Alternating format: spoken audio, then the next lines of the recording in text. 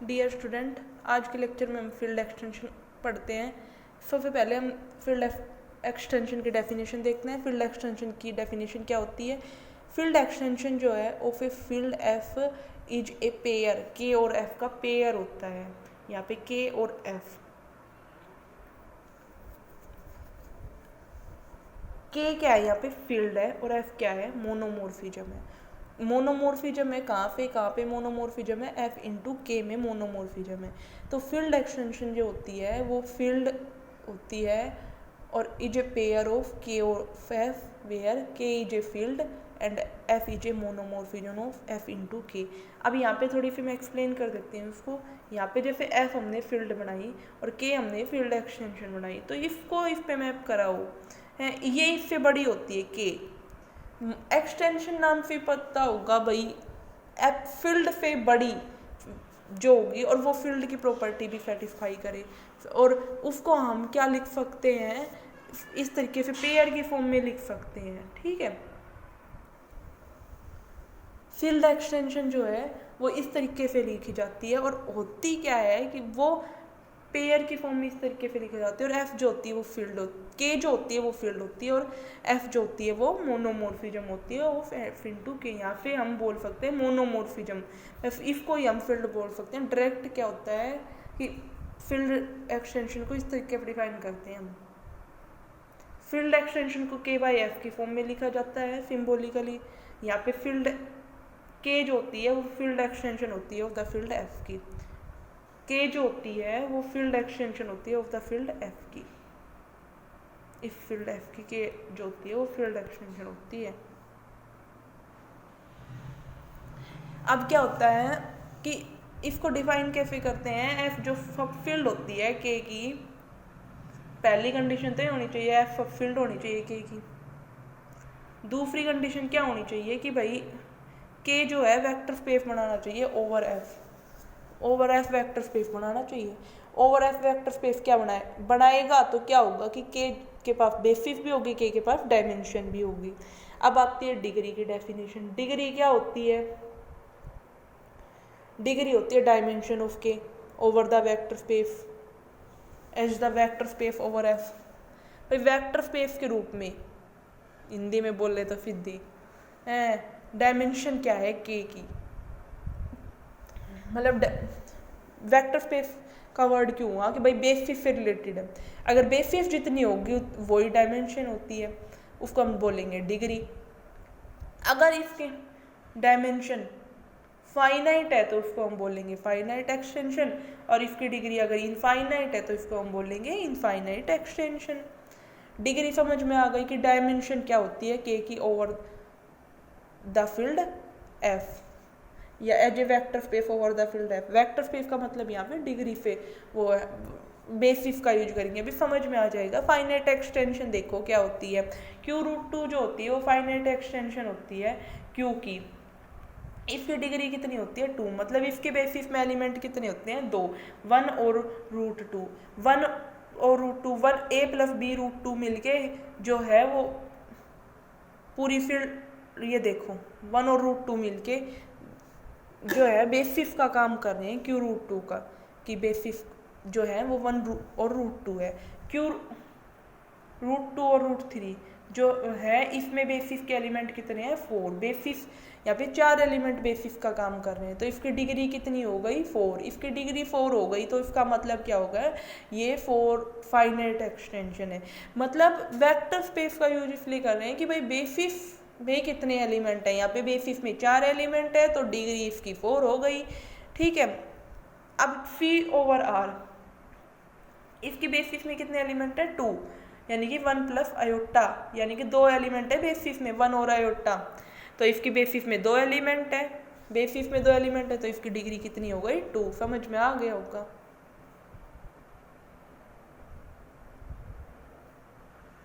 अब हम एक इनफाइनाइट एक्सटेंशन का एग्जांपल देखते हैं।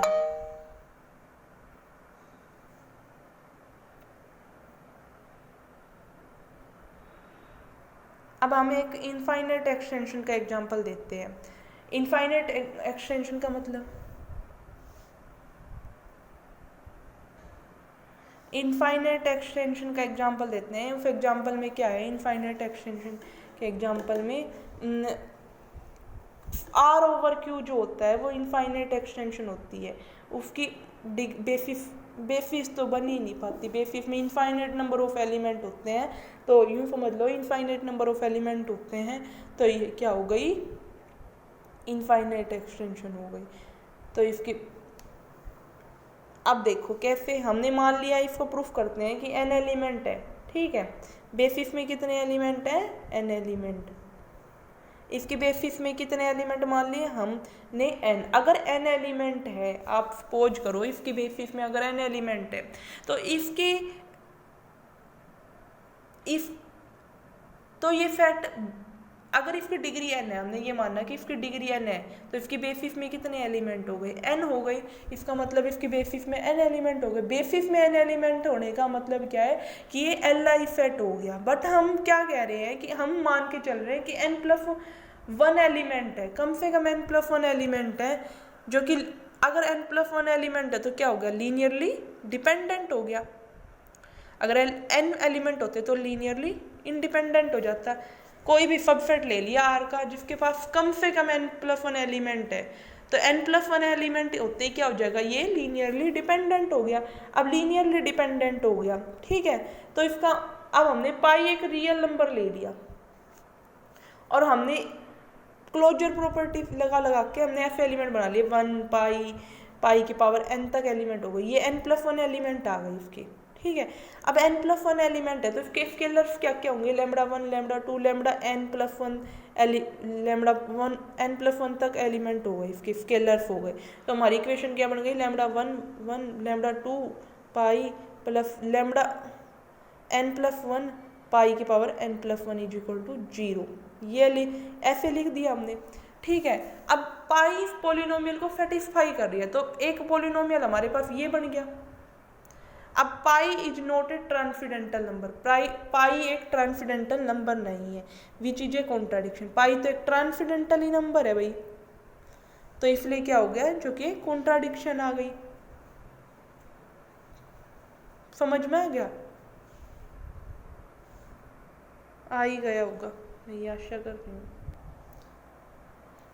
ट्रांसेंडेंटल का मतलब होता है कि पाई जो है इस पोलिनोमियल को सेटिस्फाई नहीं कर रहा, पर पाई तो इस पोलिनोमियल को सेटिस्फाई कर रहा है, तो ये ट्रांसेंडेंटल नंबर तो नहीं हुआ।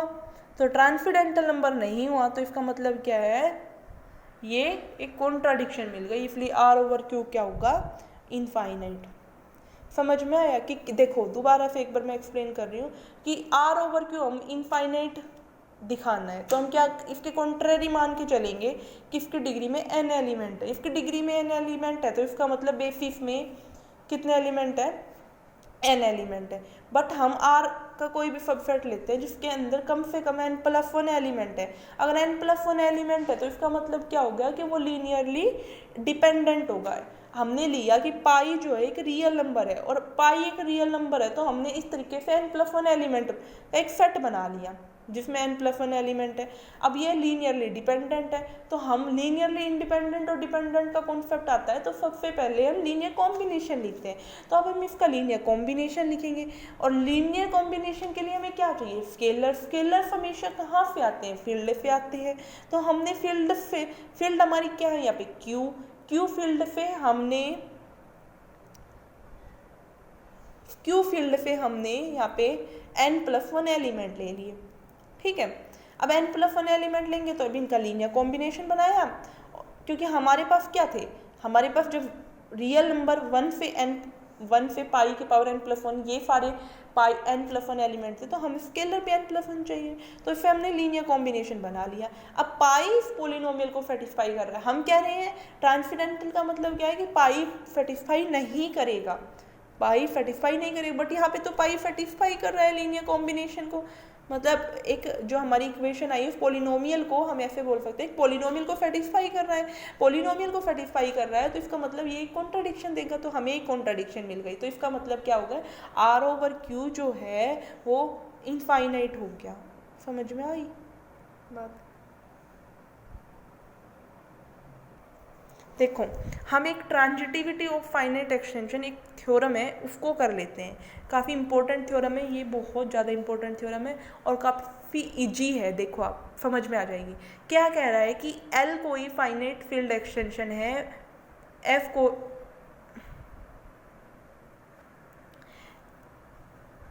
एल कोई भी नहीं, के जो है यहाँ पे फाइनाइट फील्ड एक्सटेंशन है एफ की। ठीक है, क्या बोला मैंने, ये एक्सटेंशन है किसकी, एफ की।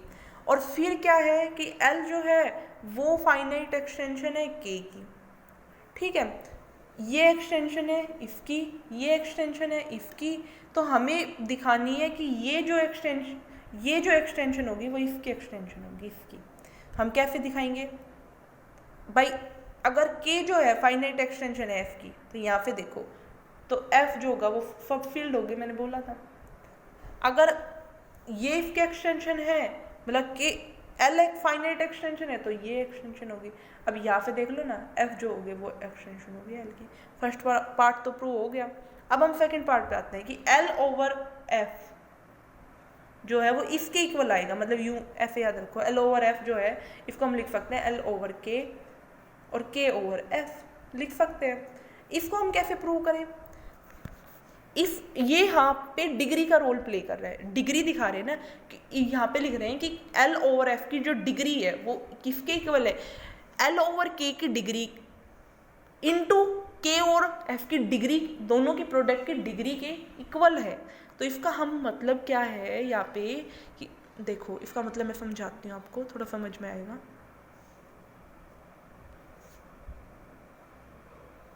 देखो इसकी डिग्री का मतलब समझाती हूँ मैं आपको।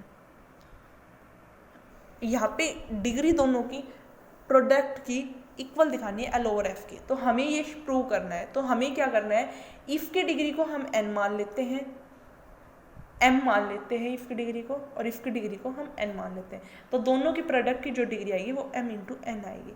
तो इससे हम एक सेट बनाएंगे। ठीक है, इससे हम एक सेट बनाएंगे। देखो वो सेट कैसे बनता है, इसकी डिग्री एन है, एम है, तो इसका मतलब डिग्री एम का मतलब क्या है कि इसकी बेसिस में कितने एलिमेंट हैं, इसकी बेसिस में एम एलिमेंट है। ठीक है, सीधी सी बात। सबसे पहली बात आप देखोगे और इसको यूँ लिखोगे कि भाई डिग्री अगर एम है तो इसकी बेसिस में एम एलिमेंट है। तो हमने y1 y2 ym तक हम y1 y2 ym तक हमने बेसिस में एलिमेंट बेसिस बना ली इसकी। ठीक है, अब इसकी डिग्री n है तो इसका मतलब इसकी बेसिस में कितने एलिमेंट है, n एलिमेंट है। ठीक है, अब इन दोनों के प्रोडक्ट की हमने, तो इन दोनों के प्रोडक्ट कुछ इस तरीके से लिखेंगे, इसके अंदर कितने एलिमेंट हो गए, m इंटू n एलिमेंट हो गए इस सेट के अंदर। अब हमें क्या दिखाना है, इस सेट को हमें क्या दिखाना है, इस सेट को हम li दिखा दें और ये सेट जनरेटेड दिखा दे, ये सेट जनरेटेड दिखा दे, ये सेट जनरेटेड दिखा दे बाय l, ये सेट l से जनरेट हो रहा है ये दिखा दे।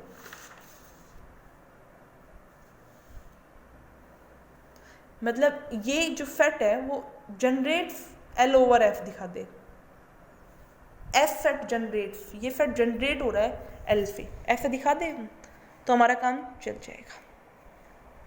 तो हम यही कर रहे हैं, li दिखा रहे हैं। li में क्या करते हैं, अब इन दोनों के प्रोडक्ट को लिखा हमने सबसे पहले स्केलर लिया और इन दोनों की प्रोडक्ट को 0 के इक्वल लिखा, लीनियर कॉम्बिनेशन बनाया। अब इसको हमने खोल दिया कि भाई पहले हमने फॉर्मेशन बाहर वाले को, जब m जो फॉर्मेशन था उसको हमने खोल दिया, देखो इसको हमने खोल रखा है, फिर हमने n वाले को खोल दिया, तो हमारे कुछ इस तरीके से लीनियर कॉम्बिनेशन मिला। और यहाँ पे क्या हो गया,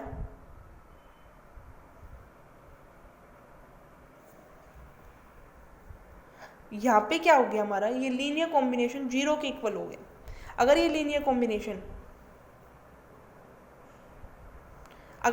कॉम्बिनेशन 0 के इक्वल है तो इसका मतलब क्या है कि ये सारे स्केलर्स किसके इक्वल है, 0 के इक्वल। ठीक है,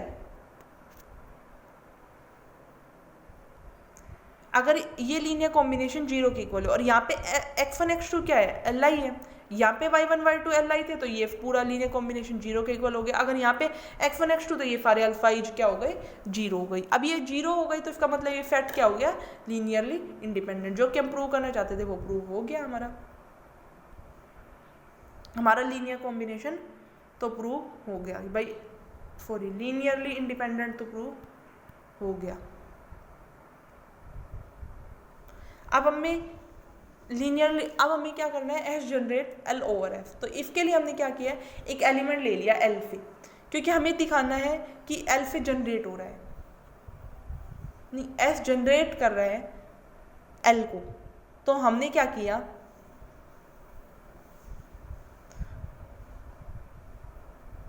एस जो है वो बेसिस बना रहा है फॉर एल ओवर एफ के लिए। एस जो है सेट जो है वो बेसिस बना रहा है, बेसिस बना रहा है, तो एस क्या है, जनरेट कर रहा है ना, ये मतलब है ना। तो यही हमें प्रूव करना है यहाँ पे। तो F generates L over F, तो इसके लिए हमने एक एलिमेंट ले लिया एक्स एल से। अब एक्स एल से एलिमेंट है तो एल, और एक्स एल से एलिमेंट है और एल ओवर के हमने उसके अंदर कितनी मानी थी, हमने इसके बेसिस में कितने एलिमेंट माने थे, हमने एम एलिमेंट माने थे ना। तो इसका मतलब क्या हो गया कि इसके बेसिस में एम एलिमेंट है, एम एलिमेंट है और एक एलिमेंट एक्स से, वैसे हमने मान लिया। तो एक्स हम इस तरीके से ये पूरा बेसिस बना रहा है और एक्स जो है वो हमारा इस तरीके से है। तो इसको हम लीनियर कॉम्बिनेशन में लिख सकते हैं, हमने लीनियर कॉम्बिनेशन में लिख दिया, हमारे पास ये हो गया एक्स हमारा पूरा।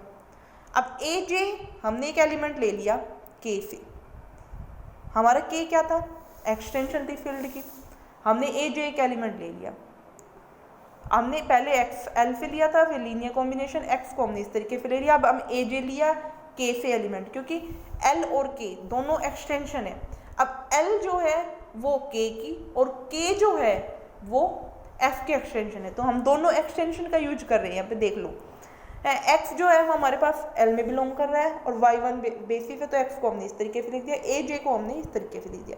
अब हमारे पास यहाँ पे क्या किया हमने कि x में जो हमारी ए जे है, ए जे की वैल्यू हमने पुट करके इसके अंदर x हमारा इस तरीके से लिख दिया। x हमारा लीनियर कॉम्बिनेशन हो गया सेट एफ का, सॉरी एफ का, जो हमारा सेट मान के चले थे उसका लीनियर कॉम्बिनेशन में आ गया, उसके एलिमेंट्स के लीनियर कॉम्बिनेशन में आ गया। तो इसका मतलब क्या हो गया, एफ बेसिस बना रहा है फॉर एल ओवर एफ के लिए, मतलब एफ बेसिस बना रहा है फॉर एल ओवर एफ के लिए। तो इसका मतलब क्या हो गया कि एल ओवर एफ में कितने एलिमेंट आ गए, एल ओवर एफ में भी एल ओवर एफ में कितने एलिमेंट आ गए, एम एन, और एस जो है वो सेट वो भी एम एन एलिमेंट रख रहा है, तो उसके में भी बेसिस में एलिमेंट कितने एम एन। तो एस जो है वो जनरेट्स कर रहा है एल ओवर एफ को, ठीक है। एफ मतलब इस सेट एफ ने जनरेट कर दिया एल ओवर एफ को, तो क्या हो गया, ये प्रूव हो गया यहाँ पे। अब एक डेफिनेशन आती है सिंपल एक्सटेंशन की। सिंपल एक्सटेंशन की डेफिनेशन क्या करती है, एक एक्सटेंशन है के, उसको हम सिंपल एक्सटेंशन बोलेंगे एफ की, जब के को हमने एफ और ए लिख रहे हैं तब इसको हम सिंपल एक्सटेंशन बोलेंगे, ठीक है। और मतलब एक एलिमेंट एफ के अंदर, फील्ड के अंदर एक और एलिमेंट डालने से वो एक्सटेंशन बन रही है, तो उसको हम क्या बोलेंगे, सिंपल एक्सटेंशन। जैसे सी देखो, सी इजिकल्स टू आर और आई, अगर आई में हमने आर में हमने आई को डाल दिया, आर में हमने आई को डाल दिया तो सी बन गया। क्यू रूट टू देखो, क्यू रूट टू देखो, क्यू हमने फील्ड के अंदर एक एलिमेंट डाल दिया रूट टू, तो क्यू रूट टू बन गया, वही बन गया। तो एक एलिमेंट डालने से पूरी फील्ड एक्सटेंशन जो है हमारी वो बन रही है, तो इसका मतलब क्या हो गया, सिंपल एक्सटेंशन। तो एक एक्सटेंशन के को हम सिंपल एक्सटेंशन कहेंगे इफ यदि K is equal to F of A, तो सी जो है वो सिंपल एक्सटेंशन है आर की, और क्यू रूट टू है जो है वो सिंपल एक्सटेंशन है क्यू की। समझ में आ गई यहाँ तक बात। आज के लिए हम इतना ही करते हैं, अब हम नेक्स्ट वीडियो में देखेंगे। Thank you for watching this video.